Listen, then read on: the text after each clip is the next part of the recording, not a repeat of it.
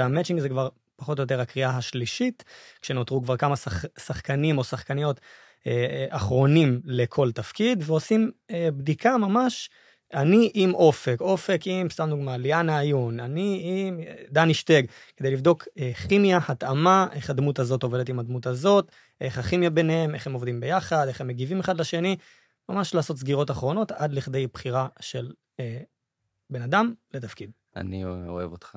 אני אוהב אותך. כן, כן.